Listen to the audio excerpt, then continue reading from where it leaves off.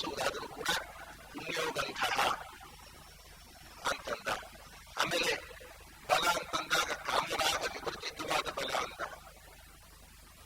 ಕಾಮ ಅಂದಾಗ ಧರ್ಮ ವಿರುದ್ಧವಾದ ಕಾಮದಲ್ಲಿ ನಾನಿದ್ದೇನೆ ಅಂತ ಹೇಳಿದ.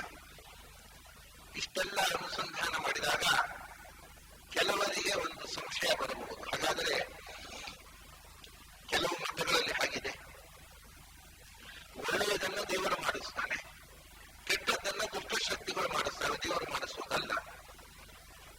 ಕೆಟ್ಟದ್ದನ್ನ ದೇವರು ಯಾಕೆ ಮಾಡಿಸ್ತಾನೆ? ಮಾಡಿಸೋಲ್ಲ.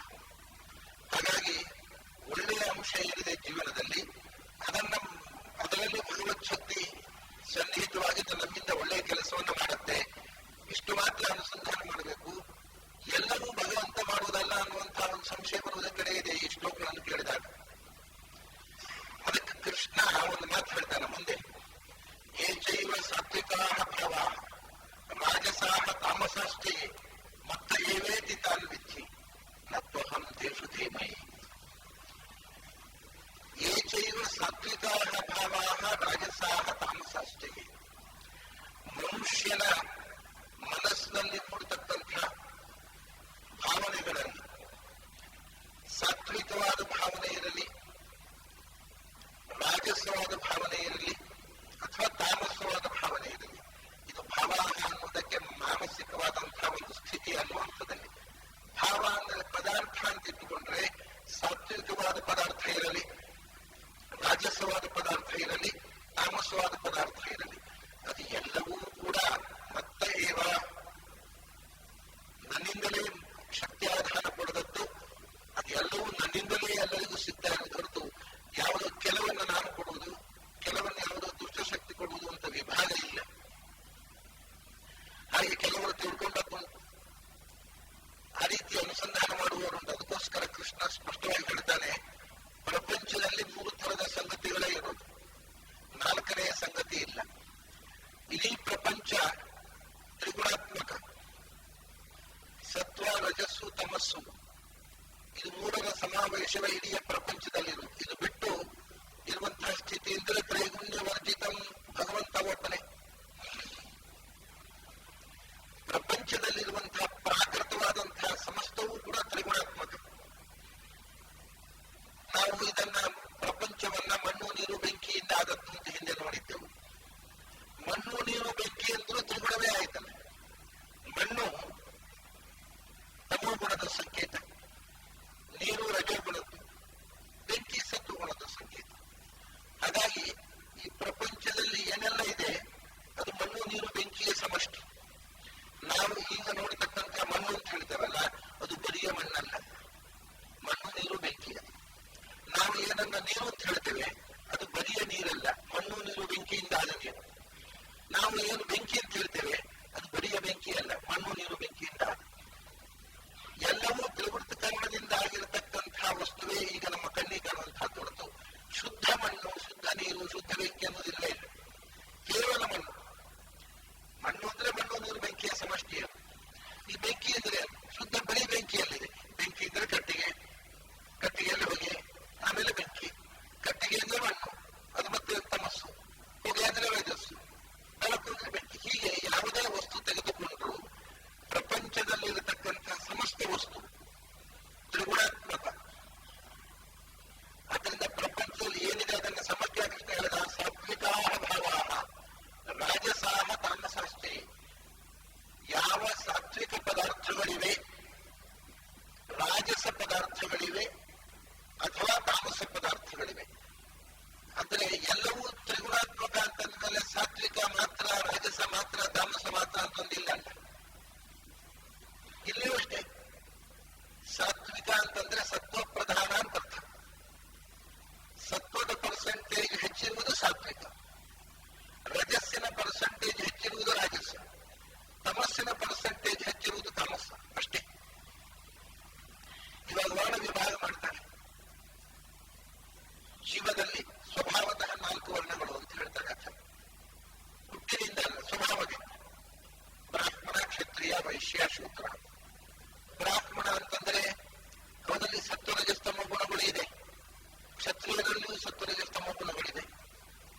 ನೀರಲ್ಲಿಯೂ ಸತ್ವರಜಸ್ತಮ ಗುಣಗಳಿದೆ, ಶುದ್ಧರಲ್ಲೂ ಸತ್ವರಜಸ್ತಮ ಗುಣಗಳಿದೆ.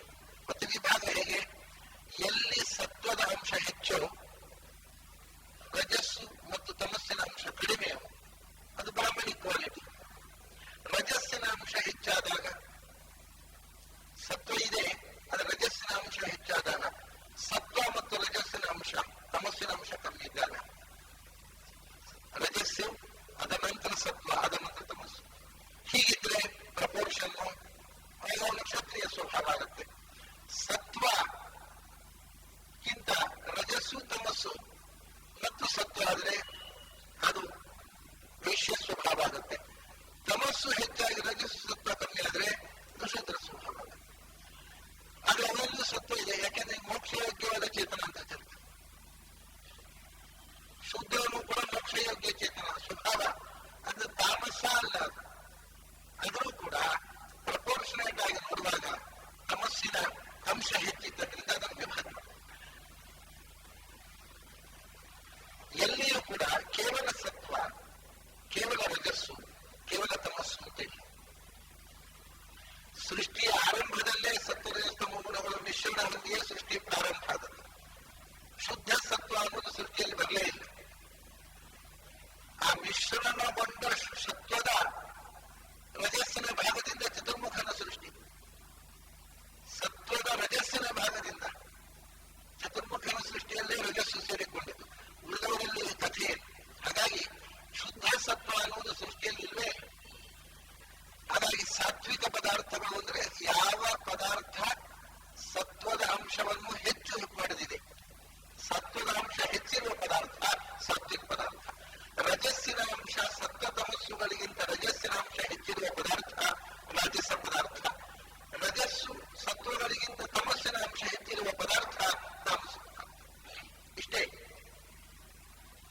ಅದರಿಂದ ಸಾತ್ವಿಕಾಹ ಭಾವಾಹ ರಾಜಸಾಹ ತಾಮಸಾಶ್ಚಯ ಮೂರು ವಿಧವಾದ ಪದಾರ್ಥಗಳಿವೆ.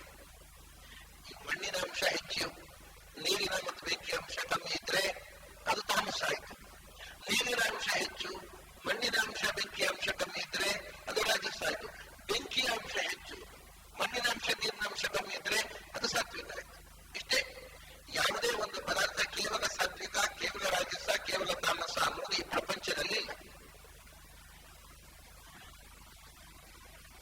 ಈ ಸತ್ವ ರಜಸ್ಸು ತಮಸ್ಸುಗಳ ಮಿಶ್ರಣದಿಂದಲೇ ಸೃಷ್ಟಿ ಪ್ರಾರಂಭ ಆಯಿತು.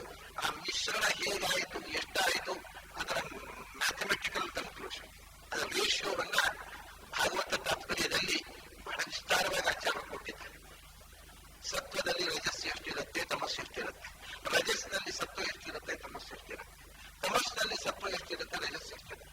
ಇದು ಪ್ರತಿಯೊಂದರದ್ದು ಲೆಕ್ಕ ಕೊಟ್ಟಿದ್ದಾರೆ ಗಣಿತಬದ್ಧವಾಗಿ. ಪ್ರಾಯ ನಮಗೆ ಈಗ ಉಪಲಬ್ಧವಾಗಿರತಕ್ಕಂಥ ಗ್ರಂಥಗಳ ಮೇಲೆ ಹೇಳುವುದಿಲ್ಲ.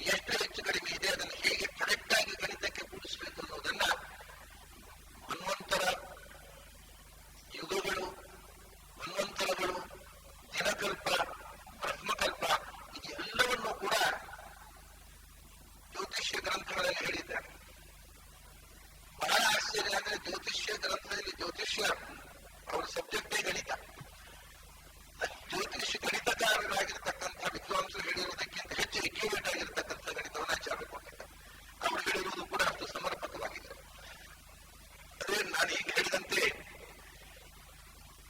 ಸೃಷ್ಟಿಗೆ ಪ್ರಳಯಕ್ಕೆ ಸಂಬಂಧಪಟ್ಟಂತಹ ಗಣಿತ ಇವತ್ತು ನಮಗೆ ಯಾರದ್ದಾದರೂ ಉಪಲಬ್ಧ ಇದ್ದರೆ ಅದು ಆಚಾರ್ಯರದ್ದು ಮಾತು. ನಿಮಗೆ ಯಾರೂ ಕೂಡ ಹೇಳಿಲ್ಲ. ಇಂಥ ಅಪೂರ್ವ ಸಂಗತಿಗಳು ನೂರಾರು ಹೇಳಿದ್ದಾರೆ ಆಚಾರ್ಯರು. ಅದರ ಬಗ್ಗೆ ಗಮನ ಹರಿಯುವಂತಹ ಕೆಲಸ ಏನು ನಾವು ಮಾಡಬೇಕಾಗಿದೆ. ಅದನ್ನು ತಿಳ್ಕೊಳ್ಳುವ ಪ್ರಯತ್ನವೇ ಯಥಾವತ್ತಾಗಿ ನಡೀಲಿಲ್ಲ. ಅವರು ಹೇಳಿದ್ದಾರೆ ಅನ್ನೋದೇ ಬಹಳ ಜನಕ್ಕೆ ಗೊತ್ತಿಲ್ಲ. ಏನೋ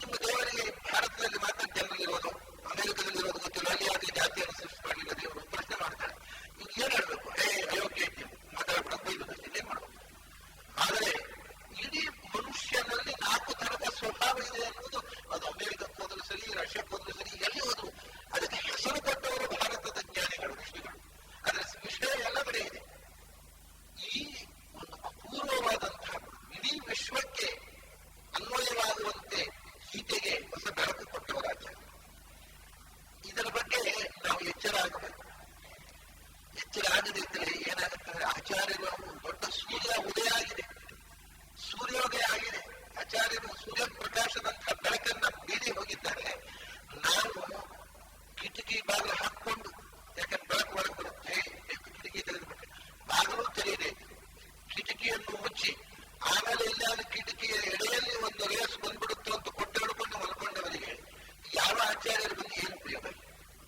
ಯಾಕಂದ್ರೆ ನಮ್ಮ ಕೊಟ್ಟು ನಾವು ಹಾಸಿಕೊಂಡು ಕೊಟ್ಟೆ ಹಿಡ್ಕೊಂಡು ಮಲಗಿದವರು, ನಮಗೆ ಸತ್ಯ ಹತ್ತಿರ ಬರಬಾರದು ಅಂತ ಬಹಳ ನಿಷ್ಠೆಯಿಂದ ನಾವು ಮುಚ್ಚಿ ದೊಡ್ಡ ಕೊಟ್ಟೆ ಹಿಡ್ಕೊಂಡು ಜಂಖಾನ ಹೊತ್ತುಕೊಂಡು ಕಿಟಕಿ ಬಾಗಿಲನ್ನು ತೆರೆದು ಕೂತವರು ಯಾವ ಮೂಲೆಯಿಂದ ಬರಬೇಕು ಬೆಳಕು? ಜ್ಞಾನದ ಬೆಳಕು.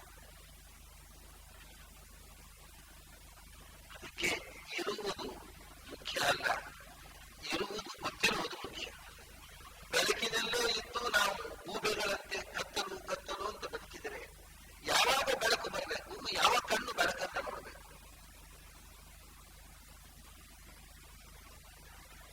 ಈ ಹಿನ್ನೆಲೆಯಲ್ಲಿ ಗೀತೆಯನ್ನು ಆಚಾರ್ಯರು ಕೊಟ್ಟಂತಹ ಹಿನ್ನೆಲೆಯಲ್ಲಿ ಗೀತೆಯನ್ನು ನೋಡಿದಾಗ ಅದು ಇಂಥದ್ದು ಹೊಸ ಪ್ರಪಂಚ. ಇಂಥ ಅಧ್ಯಾತ್ಮ ಆದರೆ ನಮ್ಗೆ ಬೇಕು ಅಂತ ಅನಿಸುವಂತ. ಕೆಲವೊಮ್ಮೆ ಏನಾಗಿದೆ, ಅಧ್ಯಾತ್ಮದ ವಿಷಯ ಕೇಳಿದ್ರೆ ಅಯ್ಯೋ ಅದು ಯಾವ ಕಾಲದಲ್ಲಿ ನಮ್ಗೆ ಬೇಡ ಅಂತಾರೆ ಜನ. ಅದು ಯಾವ ಕಾಲದ್ದು ನಮ್ಗೆ ಆಗುವಂಥದ್ದಲ್ಲ, ನಮಗಾಗುವಂಥದ್ದಲ್ಲ, ಹೋಗುವಂಥದ್ದಲ್ಲ ಅಂತ ಹೇಳುವಂತಹ ಅಧ್ಯಾತ್ಮ ಅಲ್ಲ.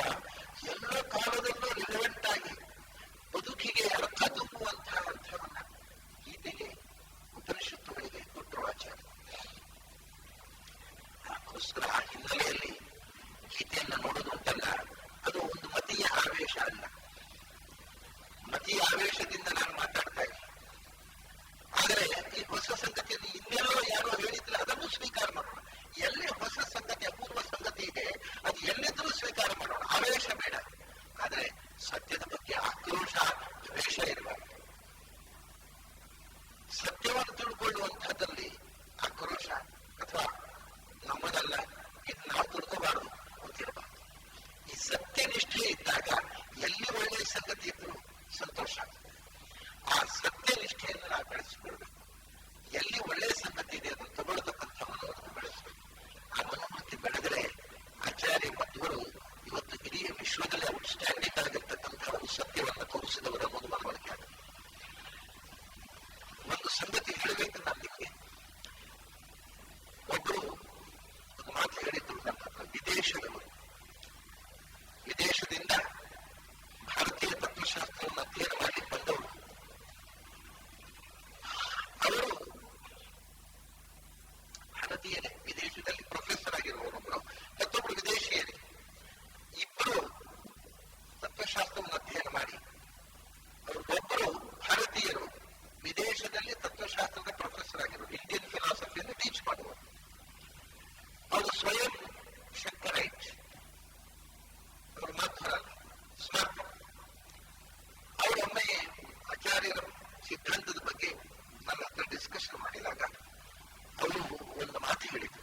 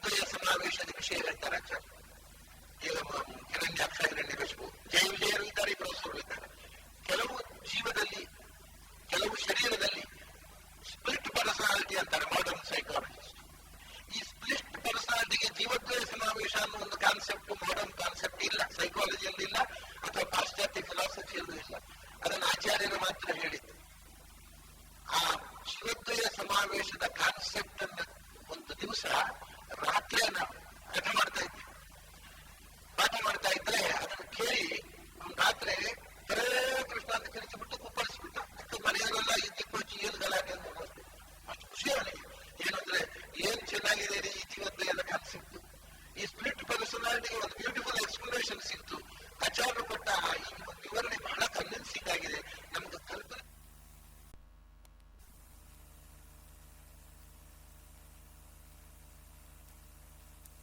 ಎಲ್ಲ ಕಾಲದ ಎಲ್ಲ ದೇಶದ ಎಲ್ಲ ನಂಬಿಕೆ ಜನಕ್ಕೂ ಒಪ್ಪಿಗೆ ಆಗುವಂತಹ ಅನೇಕ ಮಾತುಗಳನ್ನು ಆಚಾರ್ಯ ಹೇಳಿದ್ದಾರೆ. ಆ ಹಿನ್ನೆಲೆಯಲ್ಲಿ ನಾವು ಗೀತೆಯನ್ನು ನೋಡಬೇಕು. ಸುಮ್ಮನೆ ಪ್ರಾಸ್ತಾವಿಕವಾಗಿ ಆಚಾರ್ಯರು ಕೊಟ್ಟ ಒಂದು ಪೂರ್ವ ಕಾಣಿಕೆಯ ಬಗ್ಗೆ ನೆನಪಾದಾಗ ತಮ್ಮ ಮುಂದೆ ದೂಡಿಕೊಳ್ಳಬೇಕು ಅಂತ ಅನಿಸಿತು. ನೇರ ಗೀತೆಗೆ ಸಂಬಂಧಪಟ್ಟ ವಿಷಯ ಅಲ್ಲದೇ ಇದ್ರು ಆಚಾರ್ಯರ ಭಾಷ್ಯದ ಹಿನ್ನೆಲೆಯಲ್ಲಿ ಗೀತೆಯನ್ನು ನೋಡ್ತಾ ಇದ್ದೇವೆ. ಯಾಕೆಂದ್ರೆ ಅದು ಬರೀ ಆವೇಶ ಅಲ್ಲ. ಭಗವದ್ಗೀತೆಗೆ ಒಂದು ಯೂನಿವರ್ಸಲ್ ಕಾನ್ಸೆಪ್ಟ್ ಅನ್ನು ತೋರಿಸಿಕೊಟ್ಟವರೇ ಆಚಾರ. ತಿಳಿದಿದ್ದ ಒಂದು ಬರೀ ಮತಿಯ ಯಾವುದೊಂದು ಮತಿಯ ಗ್ರಂಥ ಆಗ್ಬಿಡ್ತಿತ್ತು. ಅದನ್ನು ಒಂದು ಯೂನಿವರ್ಸಲ್ ಕಾನ್ಸೆಪ್ಟ್ ಅನ್ನು ತರಲಿದ್ದವರ ಆಚಾರ. ಆ ಹಿನ್ನೆಲೆ ನಾನು ಹೇಳಿದೆ, ಸಾತ್ವಿಕ ಅಂತ ಒಂದಿಲ್ಲ, ರಾಜಸ ಅಂತ ಒಂದಿಲ್ಲ, ತಾಮಸ ಅಂತ ಒಂದಿಲ್ಲ. ಗೀತೆಯಲ್ಲಿ ಹೇಳಿದೆ, ಆದರೆ ಸಾತ್ವಿಕ ಮತ್ತು ರಾಜಸ ಮತ್ತು ತಾಮಸ ಪದಾರ್ಥಗಳು ಒಂದಿಲ್ಲ. ಉದಾಹರಣೆ ಮುಂದೆ ಕೃಷ್ಣ ಹೇಳ್ತಾನೆ, ಸಾತ್ವಿಕರು ಎಂಥ ಆಹಾರ ತಿನ್ನಬೇಕು, ಸಾತ್ವಿಕ ಆಹಾರ ತಗೋಬೇಕು. ರಾಜಸರು ತಿನ್ನುವ ಆಹಾರ ರಾಜಸ ಆಹಾರ ಇರುತ್ತೆ, ಅದು ರಾಜಸರಿಗೆ ಇಷ್ಟವಾಗುತ್ತೆ. ತಾಮಸರಿಗೆ ತಾಮಸ ಆಹಾರ ಇಷ್ಟ ಆಗುತ್ತೆ. ಆಹಾರದಲ್ಲಿ ಸಾತ್ವಿಕ, ರಾಜಸ, ತಾಮಸ. ಯಜ್ಞದಲ್ಲಿ ಸಾತ್ವಿಕ, ತಾಮಸ, ರಾಜಸ. ದಾನದಲ್ಲಿ ಸಾತ್ವಿಕ, ರಾಜಸ, ತಾಮಸ. ತಪಸ್ಸಿನಲ್ಲಿ ಸಾತ್ವಿಕ, ರಾಜಸ, ತಾಮಸ. ಪ್ರತಿಯೊಂದರಲ್ಲಿಯೂ 3 ವಿಧ ಅಂತ ಹೇಳ್ತಾರೆ. ನಾವು ಮಾಡತಕ್ಕಂಥ ಯಜ್ಞ, ಪುಣ್ಯಕರ್ಮ ಅಥವಾ ದಾನ, ಅದನ್ನು ಸಾತ್ವಿಕ, ರಾಜಸ, ತಾಮಸ ಇದೆ. ದಾನ ಎಲ್ಲ ಪುಣ್ಯಕರ್ಮ ಅಲ್ಲ, ಯಜ್ಞ ಎಲ್ಲ ಪುಣ್ಯಕರ್ಮ ಅಲ್ಲ. ದುರ್ಯೋಧನನು ಯಜ್ಞ ಮಾಡಿದ್ದಾನೆ, ಪಾಂಡವರು ಯಜ್ಞ ಮಾಡಿದ್ದಾರೆ. ಆದರೆ ಪಾಂಡವರು ಯಜ್ಞ ಮಾಡಿ ಪುಣ್ಯ ಗಳಿಸಿದ್ರು, ದುರ್ಯೋಧನ ಯಜ್ಞ ಮಾಡಿ ಪುಣ್ಯ ಗಳಿಸಲಿಲ್ಲ ಆ ಮಟ್ಟದಲ್ಲಿ. ಕಾರಣ ಏನಂದ್ರೆ ಅವನು ಯಜ್ಞ ಮಾಡಿದ್ದು ಯಾಕೆಂದ್ರೆ ಭಗವಂತ ಪ್ರೀತನಾಗಬೇಕು ಅಂತಲ್ಲ. ಪಾಂಡವರು ಮಾಡಿದರಲ್ವಾ, ಅದಕ್ಕಿಂತಲೂ ಹೆಚ್ಚು ಬರುತ್ತಾಗಿ ನಾನು ಮಾಡಬೇಕು. ಅವರು ಎಷ್ಟು ಖರ್ಚು ಮಾಡಿದ್ರು ಅದಕ್ಕಿಂತ ಹೆಚ್ಚು ಖರ್ಚು ನಾನು ಮಾಡಬೇಕು. ಅಂದ್ರೆ ಜನರು ಅವರ ಯಜ್ಞವನ್ನು ಮರೆತು ನನ್ನ ಯಜ್ಞವನ್ನು ಹೊಗಳಬೇಕು. ಇದು ಯಾವ ದೇವರಿಗೆ ಪ್ರೀತಿ ಆಗಿತ್ತು ಹೇಳಿ? ಅದನ್ನ ಕೃಷ್ಣ ಹೇಳ್ತಾನೆ, ಒಳ್ಳೆಯ ಕೆಲಸವನ್ನು ಕೆಟ್ಟದಾಗಿ ಮಾಡ್ಲಿಕ್ಕೆ ಬರುತ್ತಪ್ಪ. ದಾನವನ್ನು ಕೆಟ್ಟ ದಾನ ಅಂತಿದೆ, ಒಳ್ಳೆಯ ದಾನ ಅಂತಿದೆ. ಅದ್ರಲ್ಲಿ ಯಾವುದು ಬೇಸಿಕಲಿ ಪ್ರತಿಯೊಂದರಲ್ಲಿಯೂ 3 ಆಸ್ಪೆಕ್ಟ್ ಇದೆ. ಪುಣ್ಯಕರ್ಮದಲ್ಲಿಯೂ ಸಾತ್ವಿಕ, ರಾಜಸ, ತಾಮಸ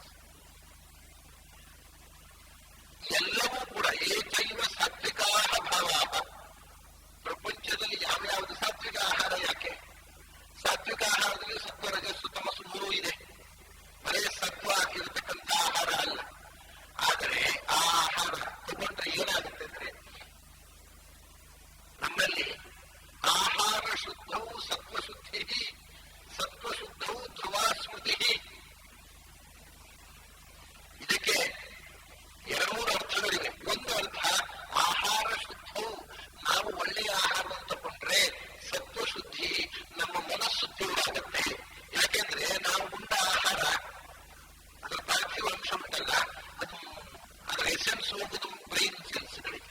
ಅದರಿಂದ ಕೆಟ್ಟ ಆಹಾರದಿಂದ ಕೆಟ್ಟ ಯೋಚನೆ ಬರುತ್ತೆ, ಒಳ್ಳೆಯ ಆಹಾರದಿಂದ ಮನಸ್ಸು ಒಳ್ಳೆಯದನ್ನು ಯೋಚಿಸುತ್ತೆ. ಆಹಾರ ಶುದ್ಧವು ಸತ್ವಶುದ್ಧಿ. ಸತ್ವ ಅಂದ್ರೆ ಅಂತಃಕರಣ, ಮನಸ್ಸು ಪ್ಯೂರ್ ಆಗುತ್ತೆ. ಮನಸ್ಸು ಪ್ಯೂರ್ ಆದ್ರೆ ಸತ್ವಶುದ್ಧವು ಧ್ರುವ ಸ್ಮೃತಿ ಅಂತ ಸ್ಮರಣ ಶಕ್ತಿ ಹೆಚ್ಚುತ್ತೆ. ಮನಸ್ಸಿನಲ್ಲಿ ಕನ್ಫ್ಯೂಷನ್ ಆದಾಗ ಮರೆವು ಹೆಚ್ಚಾಗುವುದು. ಯಾವಾಗಲೂ ಮರೆವಿಗೆ ಕಾರಣ ಕನ್ಫ್ಯೂಷನ್. ಕನ್ಫ್ಯೂಷನ್ ಇಲ್ಲ ಅಂದ್ರೆ ಮನಸ್ಸು ಒಂದು ವಿಷಯವನ್ನು ಅಕ್ಯುರೇಟ್ ಆಗಿ ಯಥಾವತ್ತಾಗಿ ಗ್ರಹಣ ಮಾಡಿದ್ರೆ ಅದನ್ನು ಯಥಾವತ್ತಾಗಿ ನೆನಪಿಟ್ಟುಕೊಳ್ಳುತ್ತೆ. ಕನ್ಫ್ಯೂಷನ್ ಬಂದಾಗ 25 ಥರ ಹೇಳ್ತಾರೆ, 25 ದಿನ ಎಲ್ಲವನ್ನೂ ಕೇಳಿದೆವು, ಯಾವುದೂ ನೆನಪುಳಿಲ್ಲ. ಅದರಿಂದ ಆಹಾರ ಶುದ್ಧಿ ಅಂದ್ರೆ 2.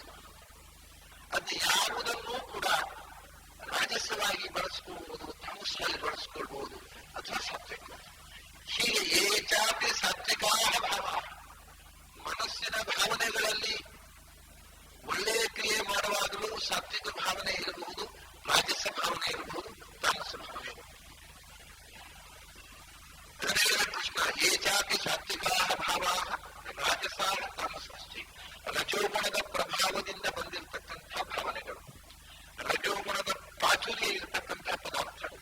ಹಾಗೆ ಸತ್ವದ ಪ್ರಭಾವದಿಂದ ಬಂದ ಭಾವನೆಗಳು, ಸತ್ವದ ಪ್ರಾಚುರ್ಯ ಇರತಕ್ಕ ಪದಾರ್ಥಗಳು, ತಮೋ ಗುಣದ ಪ್ರಭಾವದಿಂದ ಬಂದಿರತಕ್ಕಂಥ ಭಾವನೆಗಳು, ತಮೋ ಗುಣ ಪ್ರಧಾನವಾಗಿರ್ತಕ್ಕಂಥ ಪದಾರ್ಥಗಳು. ಪ್ರಪಂಚದಲ್ಲಿ ಇದ್ದಾವೆ ಒಂದು ಅಂತರಂಗ ಪ್ರಪಂಚ, ಒಂದು ಬಹಿರಂಗ ಪ್ರಪಂಚ. ಬಹಿರಂಗ ಪ್ರಪಂಚದ ಪದಾರ್ಥಗಳು, ಅಂತರಂಗ ಪ್ರಪಂಚದ ಭಾವನೆಗಳು, ಇವೇ ಭಾವ ಅಂತ ಅಲ್ಲಿ ಮುಗಿಯಿತು. ಸಾತ್ವಿಕವಾದ ಮಾನಸಿಕವಾದ ಸತ್ವದ ತಮೋ ಗುಣಗಳಾಗಿದ್ದ ಭಾವನೆಗಳು, ಹೊರಗೆ ಇರತಕ್ಕಂಥ ಮ್ಯಾಟರ್ ಮಟೀರಿಯಲ್ ಸಾತ್ವಿಕ ರಾಜಸ ತಾಮಸವಾದಂತಹ ಪದಾರ್ಥಗಳು. ಅವು ಏನೇ ಇರಲಿ, ಏಚಾಪಿ ಸಾತ್ವಿಕವಾದ ಭಾವಾಹ ರಾಜಸಾಹ ತಾಮಸಾಶ್ಚಯೇ ಮತ್ತ ಏವೇತಿ ತಾನ್ ವಿಧಿ. ಇವಾಗ ಮೀಮಾಂಸಕರಿದ್ದರು ಹಿಂದೆ, ದೊಡ್ಡ ವೈದಿಕರು ಅವರು.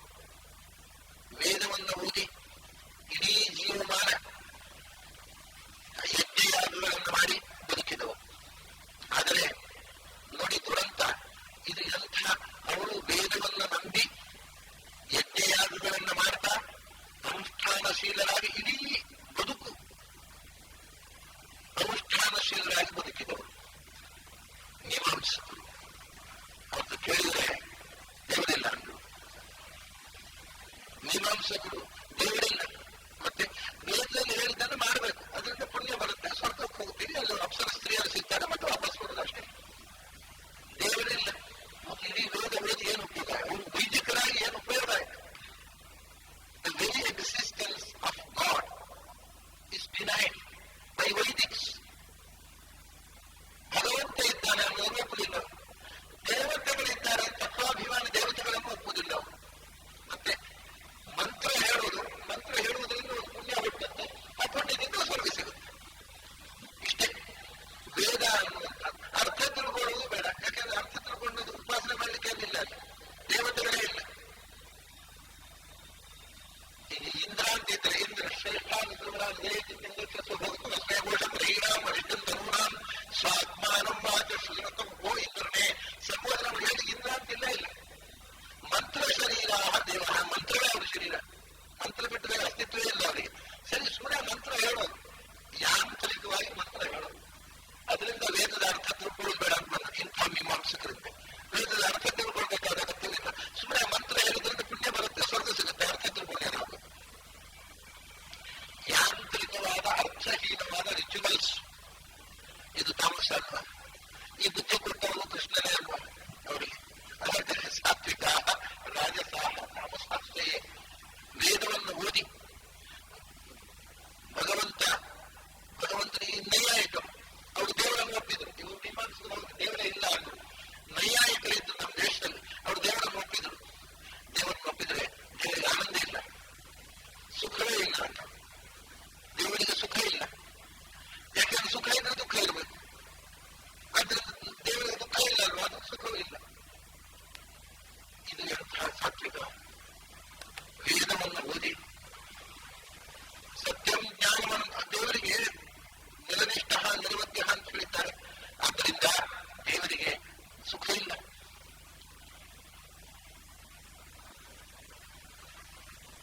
ಹಾಗಾದ್ರೆ ದೇವರಿಗೆ ಜ್ಞಾನವೂ ಇಲ್ಲ ಅಂತ ಹೇಳ್ಬೋದಲ್ಲ ಅಂತ ಕೇಳಿ ಪ್ರಶ್ನೆ ಹಾಕಿದವರು ಏನಂತಾಗುತ್ತೆ? ದೇವರಿಗೆ ಜ್ಞಾನ ಇದೆ. ಯಾಕೆಂದ್ರೆ ಸತ್ಯಂ ಜ್ಞಾನವನಂತಂ ಬ್ರಹ್ಮ. ಯಾಕೆ ಜ್ಞಾನ ಇದ್ರೆ ಅಜ್ಞಾನ ಇರಬೇಕು, ಸುಖ ಇದ್ದು ದೇವರಿಗೆ ಅಜ್ಞಾನ ಇಲ್ಲ, ಅದು ಜ್ಞಾನವಿಲ್ಲ ಅಂದ್ರೆ ಏನಪ್ಪ? ವೇದದಲ್ಲಿ ಹೇಳಿದ್ದಾರೆ ಸತ್ಯಂ ಜ್ಞಾನವನಂತಂ ಬ್ರಹ್ಮ. ಅದು ಆನಂದೋ ಬ್ರಹ್ಮೇ ದಿವ್ಯಜಾನಾತ್ ಆನಂದಂ ಬ್ರಹ್ಮಣೋ ವಿದ್ವಾನ್ ಅಭಿಭೇತಿ ಕುತಶ್ಚನ. ದೇವರಿಗೆ ಆನಂದ ಇದೆ ಅಂತ ಹೇಳಿದ್ರು, ಅದು ಮರ್ತು ಹೋಯ್ತು.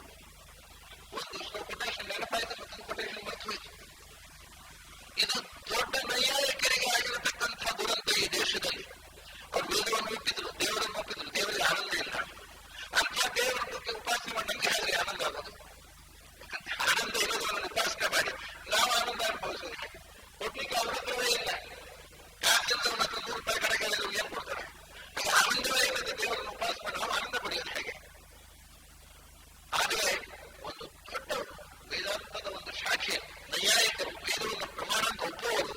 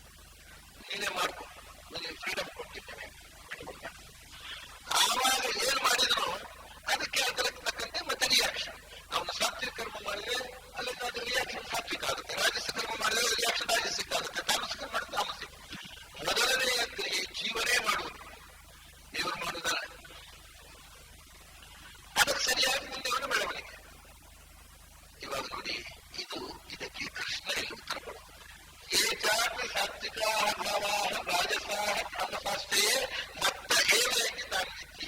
ನಾನು ಸುಮ್ಮನೆ ಕೂತ್ಕೊಂಡು ನೀನು ಮಾಡುವಂತೆ ಯಾರಿಗೂ ಇಷ್ಟವರೆಗೆ ಬಿಟ್ಟುಕೊಟ್ಟದಿಲ್ಲ ನನ್ನ ರೈಟರ್.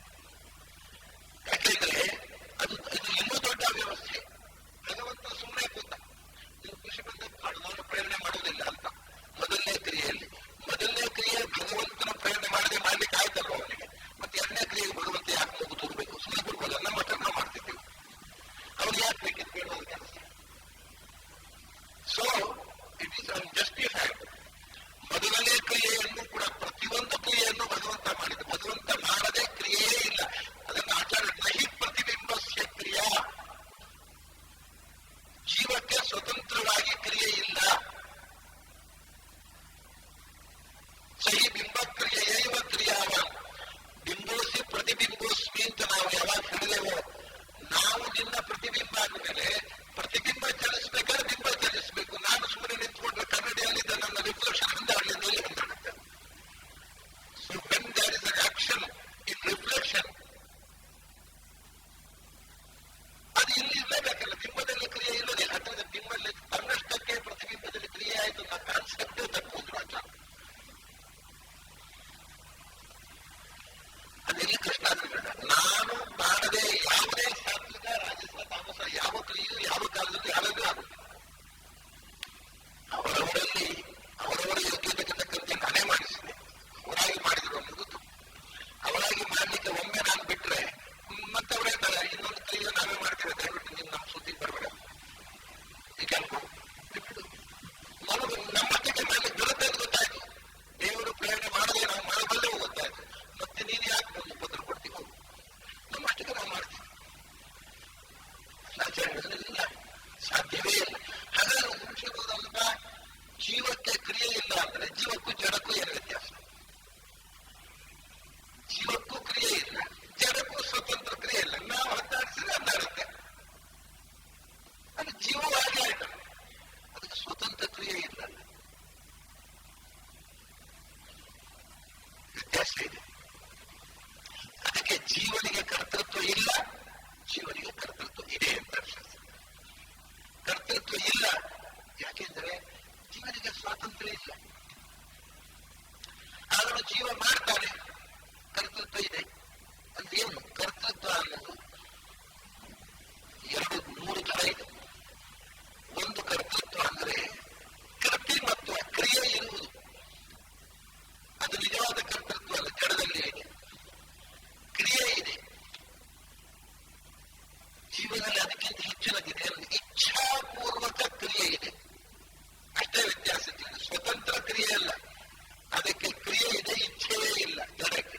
ಇವನಿಗೆ ಇಚ್ಛೆ ಇದೆ, ಕ್ರಿಯೆ ಇದೆ.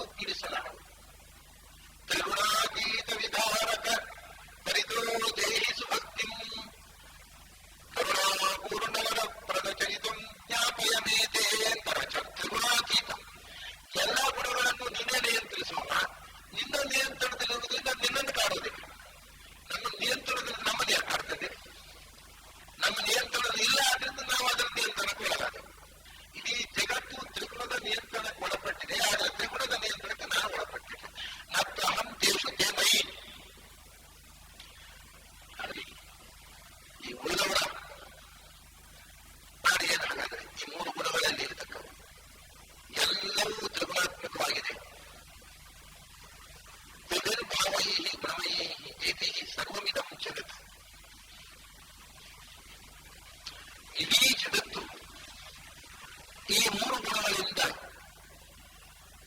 ಮೋಹಿತವಾಗಿದೆ. ಅದರಿಂದ ಏನಾಗಿದೆ, ಪ್ರಪಂಚ ಸಮಸ್ಯೆ ಏನಾಗಿದೆ ಅಂದ್ರೆ ಇದನ್ನ ತಿಳ್ಕೊಳ್ಳುವುದು, ನನ್ನನ್ನು ತಿಳ್ಕೊಳ್ಳುವುದಕ್ಕೆ ಯಾರಿಗೂ ಸಾಧ್ಯವಾಗಲಿಲ್ಲ. ಯಾಕೆ? ಮೋಹಿತಂ ನಾಗಜಾನಾತಿ ಮಾಮೇಭ್ಯ ಕರ್ಮಭಿ. ಮೂರು ಗುಣಗಳು ಎಲ್ಲ ಕಡೆ ತುಂಬಿರುವುದರಿಂದ, ನಾನು ತ್ರಿಗುಣಾತೀತನಾದ್ದರಿಂದ ನಿಮ್ಮ ಮನಸ್ಸು, ನಿಮ್ಮ ಭಾವನೆ, ನಿಮ್ಮ ವ್ಯಕ್ತಿತ್ವ, ನಿಮ್ಮ ಬದುಕು, ಇಡೀ ಪ್ರಪಂಚ ತ್ರಿಗುಣಾತ್ಮಕವಾದ್ದರಿಂದ ಈ ತ್ರಿಗುಣಾತ್ಮಕವಾದ ಪ್ರಪಂಚದ ಒಳಗಿರ್ತಕ್ಕ ನೀನು ತ್ರಿಗುಣಾತೀತನಾದ ನನ್ನನ್ನು ಎಂದೂ ಹೇಳಾರೆ. ಯಾಕಂದ್ರೆ ನಮ್ಮ ಎಲ್ಲಾ ಥಾಟ್ಸು ಅದು ತ್ರಿಗುಣದ ಒಳಗೆ ಸುತ್ತಾಗ್ತಾ ಇದೆ. ತ್ರಿಗುಣಾತೀತವಾದ thinking itself is not possible. ಆದ್ದರಿಂದ ತ್ರಿಗುಣಾತೀತನಾದ ನನ್ನನ್ನ ಮೋಹಿತಂ, ಈ ಮೂರು ಗುಣಗಳ ಮೋಹಕ್ಕೆ, ಪ್ರಭಾವಕ್ಕೆ ಒಳಗಾಗಿ ಅದರ ನಿಯಂತ್ರಣದಲ್ಲಿ ಸಿಕ್ಕಿಕೊಂಡಿರತಕ್ಕಂತಹ ಮನುಷ್ಯ ನಾಭಿಜಾನಾತಿ ಮಾಂ, ನನ್ನನ್ನು ತಿಳಿಯುವುದೇ ಸಾಧ್ಯ ಇಲ್ಲ.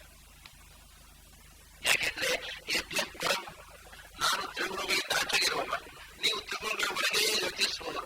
ಅದರಿಂದ ನೀವು ನನ್ನನ್ನು ಅರಿತುಕೊಳ್ಳಬೇಕಾಗಿದ್ರೆ ಈ ತ್ರಿಗುಣದ ಚಕ್ರದಿಂದ ಹೊರಕ್ಕೆ ಬರಬೇಕು. ಆ ಚಕ್ರ ಭ್ರಮಣದಲ್ಲೇ ತಿರುಗಾಡ್ತಾ ಇದ್ದಷ್ಟು ಮತ್ತೆ ಅಲ್ಲಿಯೇ ಹೋಗುವುದು, ಹೊರಟ ಪಾಯಿಂಟಿಗೆ ಹೋಗುವುದು, ಅದರ ಆಚೆ ಹೋಗುವುದೇ ಇಲ್ಲ. ಮಾಂ ಏಭ್ಯ ಪರಂ, ಈ ತ್ರಿಗುಣಗಳಿಗಿಂತ ಆಚೆಗೆ ತ್ರಿಗುಣಾತೀತನಾಗಿರ್ತಕ್ಕ ನನ್ನನ್ನ ಮತ್ತೆ ಅವ್ಯಯ ಅಂತಂದ್ರೆ ವಿಷಯ ಏನಂದ್ರೆ ತ್ರಿಗುಣದ ಪ್ರಭಾವಕ್ಕೆ ಒಳಗಾದದ್ದೆಲ್ಲವೂ ಕೂಡ ವಿಕಾರಕ್ಕೆ ಒಳಪಟ್ಟು